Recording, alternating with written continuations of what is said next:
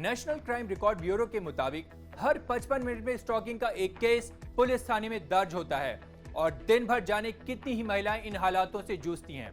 लेकिन समाज के डर और कानून की जानकारी न होने के चलते वो मामला दर्ज नहीं कराती। ऐसी स्टॉकिंग से परेशान महिलाओं को क्या करना चाहिए, जानते हैं अपने लीगल एक्सपर्ट प्रज्ञा परिजात सिंह से। तो प्रज्ञा जी, सबसे पहले स्टॉकिंग के बारे में थोड़ा विस्तार से हमारे व्यूअर्स को बताइए। जी सर, स्टॉकिंग स्पेसिफिकली एक ऑफेंस बना जस्टिस वर्मा कमेटी की रिकमेंडेशन पे, और इसका ऑनसेट था जो वो 16 दिसंबर की भयावह रात थी जहां पर निर्भया वाला केस हुआ था। एक न्यू सेक्शन इनकॉर्पोरेट किया गया दंड संहिता में, जिसे कहते हैं 354D, 354D। ये इसमें स्टॉकिंग के प्रावधान हैं। सबसे पहली बात यह है कि स्टॉकिंग सिर्फ औरत के अगेंस्ट हो सकती है, यानी कि ये जेंडर स्पेसिफिक है, यानी एक आदमी कर सकता है औरत के ऊपर।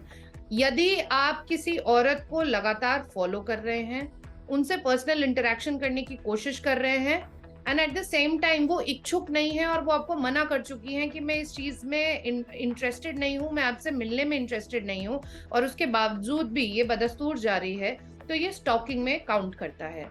Not just this, personal interaction के परे भी यदि आप उन्हें ईमेल के थ्रू, यदि आप उनको जो है सोशल मीडिया के थ्रू, यदि आप उनके घर वालों को या उनके घर पे खड़े हो जाते हैं, उन्हें गिफ्ट्स देते हैं उनकी इच्छा के विरुद्ध जो वो लेना नहीं चाहती हैं, तो ये सारी चीजें स्टॉकिंग में आती हैं।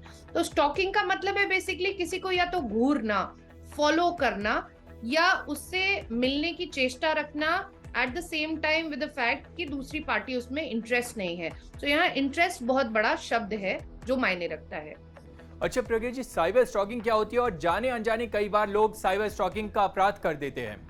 सर, स्टॉकिंग और साइबर स्टॉकिंग में फर्क ये है कि स्टॉकिंग पर्सनल इंटरेक्शन से रिलेटेड हो सकती है, यानी कोई आपका पीछा कर रहा है, किसी को आपका घर का पता है, वो वहां के नीचे खड़ा हो जाता है, कोई आपको फॉलो कर रहा है, यानी वो फिजिकली आपके पीछे आ रहा है।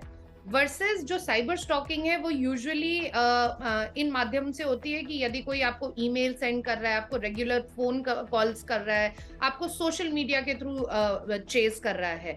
तो ये प्राइमरी डिफरेंस होता है स्टॉकिंग और साइबर स्टॉकिंग में। जी, अगर कोई स्टॉकिंग करता है तो कानून के तहत ऐसा करने वाले के लिए क्या सजा है? अब 354D की बात करें तो इसमें आईपीसी में पनिशमेंट जो दी गई है वो 2 प्रकार की दी गई है। सबसे पहले ये कि अगर आप पहली बार पाए जाते हैं और आपका कन्विक्शन होता है तो आपको 3 साल की सजा और साथ ही साथ आपको जुर्माना होगा, और एट द सेम टाइम आप बेल के लिए अप्लाई भी कर सकते हैं, बेल दे दी जाएगी। यदि एक बार होने के बावजूद भी दोबारा आपका कन्विक्शन हुआ, यानी कि दोबारा आपको पकड़ा गया, तो इसमें क्वांटम ऑफ पनिशमेंट बढ़ जाता है। इसमें 5 साल की सजा है और कानूनी तौर पे आपको जुर्माना भी देना पड़ेगा, जो भी क्वांटम कोर्ट डिसाइड करेगा। So as of date stalking की डेफिनेशन ये है, और जो अभी नया दंड संहिता आई है, भारतीय न्याय दंड संहिता, जिसे कि रिवाइज किया गया है, उसमें ये सेक्शन चेंज हो चुका है। पहले 354D था, अब ये सेक्शन 77 है। प्रज्ञा जी, स्टॉकिंग की शिकार महिलाएं अपनी शिकायत कहां दर्ज करा सकती हैं और उन्हें मदद कैसे मिल सकती है? देखिए, एनसीआरबी का डाटा बड़ा विचलित करने वाला है। अगर हम 2021 का डाटा देखेंगे तो हमें पता चलेगा कि हर दिन 25 कम से कम रिपोर्टेड केसेस स्टॉकिंग के आते हैं, और नियरली 10,000 एनुअल केसेस रिकॉर्ड होते हैं, रिपोर्ट होते हैं, जो सिर्फ स्टॉकिंग के हैं।